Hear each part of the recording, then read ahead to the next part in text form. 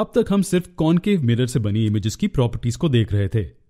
हालांकि एक और प्रकार का कर्व्ड मिरर होता है। क्या आप जानते हैं उसे क्या कहा जाता है? जी हां, कॉन्वेक्स मिरर। तो एक कॉन्वेक्स मिरर क्या होता है? एक मिरर जिसका रिफ्लेक्टिंग सरफेस बाहर की तरफ कर्व्ड होता है उसे कॉन्वेक्स मिरर कहा जाता है। तो अब क्वेश्चन ये है कि कॉन्वेक्स मिरर से बनी इमेज कैसे दिखती है? चलिए पता लगाते हैं। हम राइट की ओर एक टेबल ड्रॉ करेंगे जैसे हमने कॉनकेव मिरर के लिए किया था। ये रहा हमारा कॉन्वेक्स मिरर।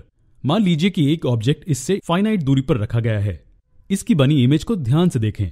क्या आप इस इमेज को सिर्फ देखने से इसकी प्रॉपर्टीज हमें ओरली बता सकते हैं? सबसे पहले हम ये कंक्लूड कर सकते हैं कि इमेज का साइज ऑब्जेक्ट से कंपैरिजन में छोटा है।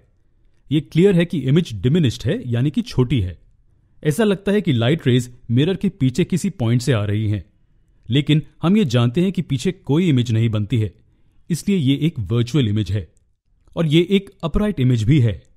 याद रखिए कि हर वर्चुअल इमेज अपराइट इमेज होती है। क्या होगा अगर हम ऑब्जेक्ट को मिरर की तरफ ले जाते हैं?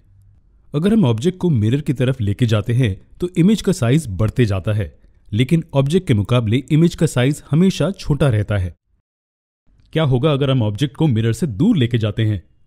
और जैसे ही हम ऑब्जेक्ट को मिरर से दूर लेके जाते हैं तो इमेज का रिलेटिव साइज कम होता जाता है और मिरर से कोई भी फाइनाइट दूरी पर बनी इमेज हमेशा वर्चुअल इमेज होती है। अब जानते हैं कि नेक्स्ट क्या आने वाला है। जी हां, क्या अगर ऑब्जेक्ट इन्फिनिटली दूर हो तो?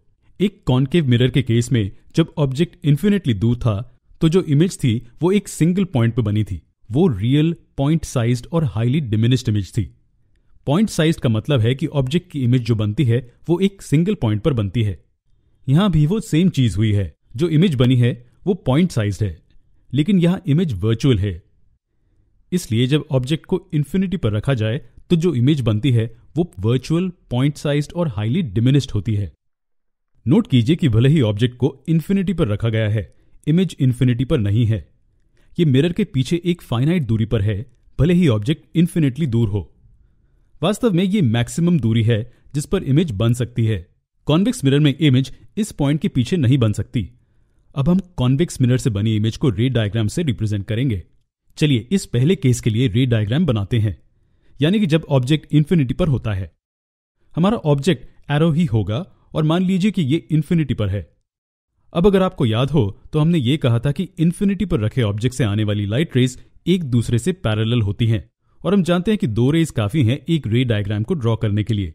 इसलिए हम कोई भी दो पैरेलल रेज लेंगे जो मिरर पर स्ट्राइक हो रही हैं। ये रेज कुछ इस तरह से रिफ्लेक्ट होंगी कि लॉज ऑफ रिफ्लेक्शन का पालन हो।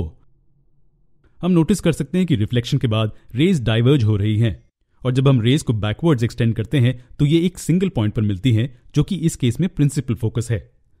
तो इसका क्या मतलब हुआ? जब हम एक इन्फिनिटली दूर ऑब्जेक्ट की इमेज को देख रहे हैं, ये मिरर के पीछे इस सिंगल पॉइंट पर बनती प्रतीत होती है। अगर पैरेलल रेज इस दिशा में ट्रैवल कर रही हैं तो इमेज फिर सिंगल पॉइंट पर बनती है जो प्रिंसिपल फोकस से अलग है। हम इस पॉइंट को फोकस कहते हैं क्योंकि ये प्रिंसिपल एक्सिस पर स्थित नहीं है। अब क्या? अब चलिए ऑब्जेक्ट को मिरर से एक फाइनाइट दूरी पर रखते हैं और इस केस के लिए बनी इमेज को रे डायग्राम की मदद से रिप्रेजेंट करने की कोशिश करते हैं। तो हम आगे कैसे बढ़ेंगे? अगर आप हमारे वीडियोज अब तक देखते आए हैं तो इसे ड्रॉ करना आपके लिए बहुत आसान होगा। हमें सिर्फ ऑब्जेक्ट पर कोई दो पॉइंट्स लेने हैं जो इस एरो से रिप्रेजेंट हो रहे हैं। पहले इन दो ऑब्जेक्ट पॉइंट्स की इमेज का पता लगाते हैं, इन पॉइंट से निकलती कम से कम दो रेज ड्रॉ करके। रिफ्लेक्शन के बाद ये सभी rays laws of reflection follow करेंगे। जब हम इन रेज को बैकवर्ड्स एक्सटेंड करते हैं हमें हमारे इमेज की लोकेशन मिल जाती है। हम फिर से दोहराना चाहेंगे कि ये स्पेस में रियल लोकेशन नहीं है, ये सिर्फ वो लोकेशन है जहां इमेज बनती प्रतीत होती है। हम यहां कुछ देर के लिए पॉज लेंगे और आपको बताएंगे कि हमने यहां सिर्फ इन दो रेज को ही क्यों चुना, एक प्रिंसिपल एक्सिस को पैरेलल और दूसरी फोकल पॉइंट की ओर। जी हां, ये कोई भी दो रैंडम रेज नहीं है, हमने इन्हें किसी कारण से चुना है। यदि आपको याद है कि जब हम कॉनकेव मिरर्स द्वारा बनाई गई इमेजेस के लिए रे डायग्राम के बारे में बात कर रहे थे, तब हमने देखा था कि रेज जो मिरर को पैरेलल हैं वो रिफ्लेक्शन के बाद हमेशा फोकल पॉइंट से होकर गुजरेंगी, और जो रेज फोकल पॉइंट से होकर गुजरती हैं वो रिफ्लेक्शन के बाद हमेशा प्रिंसिपल एक्सिस को पैरेलल ट्रैवल करेंगी। वहां हमने सिर्फ इन दो रेज की मदद से हमारे सारे रे डायग्राम्स ड्रॉ किए थे, लेकिन हम जानते हैं कि कॉन्वेक्स मिरर में रेज फोकल पॉइंट से होकर नहीं गुजर सकती क्योंकि वो मिरर के पीछे होता है। लेकिन अगर हम इंसिडेंट रे को फोकल पॉइंट की तरफ डायरेक्ट करें तो वे रिफ्लेक्शन के बाद प्रिंसिपल एक्सिस से पैरेलल ट्रैवल करेंगे। जी हाँ, कोई भी रे जो फोकल पॉइंट की तरफ डायरेक्टेड हो वो रिफ्लेक्शन के बाद प्रिंसिपल एक्सिस से पैरेलल ट्रैवल करेंगी।